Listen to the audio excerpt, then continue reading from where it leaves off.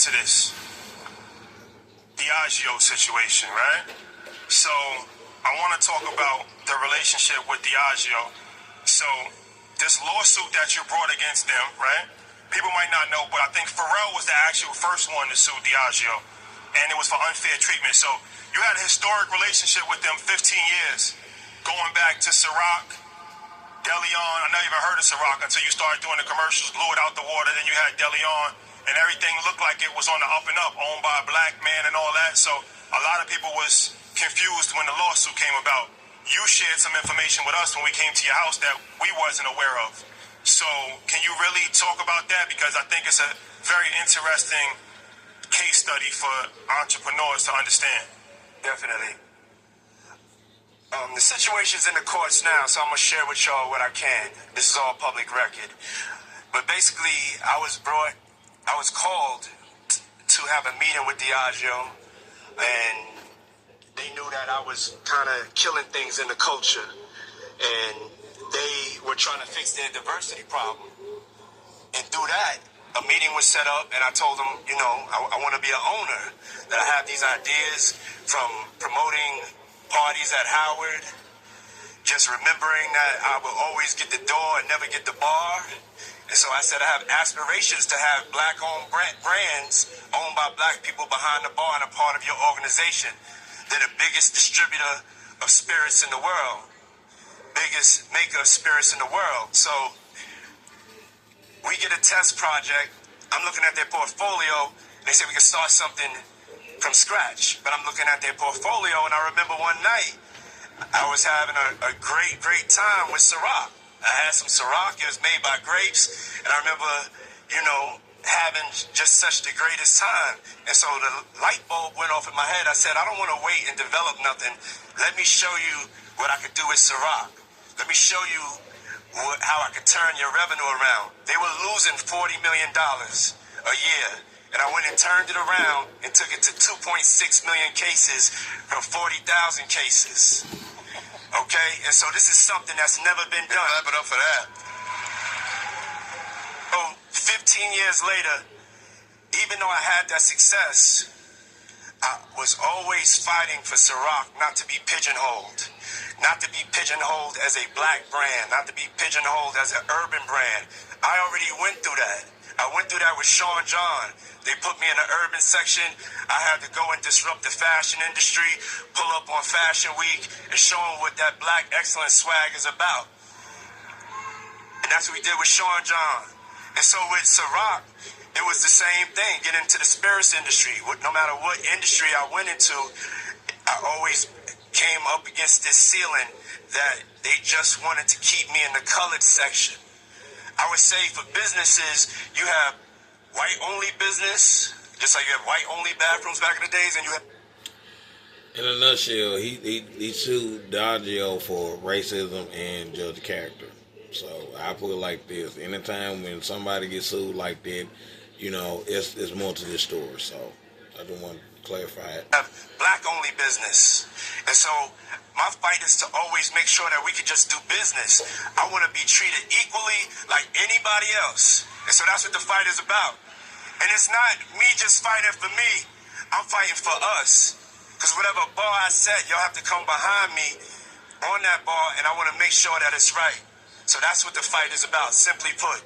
And the last things, to make it clear, was with DeLeon. I still own DeLeon, okay? So with DeLeon, I sent my people... Before you tell the story about that, just talk about the process of getting DeLeon, right? Because it was you proved yourself with Ciroc, and so now there's an opportunity to create something else. But a lot of, first of all, corporate America is made and built for white men. So when you're going into corporate America, usually your entryway is to help them with their diversity problem. But at the end of the day, you want to be able to open up doors. Sometimes you got to take that opportunity and get in. And so that's what I did with Ciroc. But I told them I don't work for nobody. Everything in my portfolio I own. So you guys have to know my ultimate dream is a tequila. But I was like, I really love tequila. This was before the whole tequila craze. So it's like you make a deal. You make a deal like, I'm going to advance this for you so then we could be good partners and you could give me what I want, which is my opportunity for me to own my brand and to be able to build generational wealth for my kids and my people. And I just need the same 24 hours as y'all giving everybody else in your portfolio. And I couldn't get that. I had to send my people down to Mexico, and this is just to tell you what the fight is about.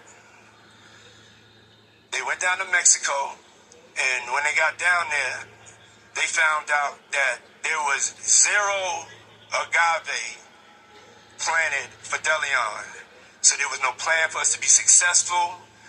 There was no equal treatment. The other brands, they had agave planted. They had no agave planted for me. And sometimes you have to go check even your partners to see what's really going on. And so when I saw that, I was like, nah, I'm going to fight because it's bigger than me. It's about not just me, it's about we, it's about all of us. So I chose my purpose over profit. And that's the whole Deleon situation. Yeah, you brought up distribution. Yeah, clap it up for that. You brought up distribution, and you come from the music world, and so distribution is a... Hold on, I need to say this. I need y'all to still support Deleon. You know, we gonna win this. Believe that. Still support Deleon, y'all. Still owned by a black man. It's owned by a black man. Owned by a black man. Owned by a black man. You come from the music world where distribution means one thing. For some of the audience who may not be familiar, I'm sure they can consume spirits, but they don't really know what it means to have distribution inside of that space. What does that look like when you're building a brand like Deleon and Interrupt? Yeah, supply and distribution is everything. Whether you came from the streets, we all know that. We learned that at a very young age. And so no matter how I market a product, if they just keep me in black neighborhoods through the distribution, I can never grow. I can never be as great as I could be or as great as we can be. You know what I'm saying? I had to go from me to we. And so when I started really looking at every decision I was making, I was like, that this is something that I have to change. Okay. In a nutshell, when he sued Diageo from the liquor distribution or whatever, he thought that, well, he's gonna be pigeonholed just for the African American, people, just us, doing that. You have to expand your brand to other cultures. Okay, you have, everybody around the world got to get a taste of it and see what they like your brand, to see what they like what you bring to the table. And they want to pigeonhole him, so he pretty much put a lawsuit out there. Even though he made billions of dollars off them, it was like, hold on, y'all, you gonna still sue us because you made billions of dollars off of us and this and that or whatever. And when he did that, he literally burnt the bridge that he couldn't cross. So those are very powerful people, you guys. These people is like really, really powerful. They can pretty much get authorities involved, they get other people involved, stuff like that, and everybody that's around P. Diddy or whatever can get them testified and everything like that. So it was a smart thing on their part because they know P. Diddy's history. P. Diddy was one of them type of dudes, he had them freak out parties and this and that. He be over there, recording all that shit that be going on in his house.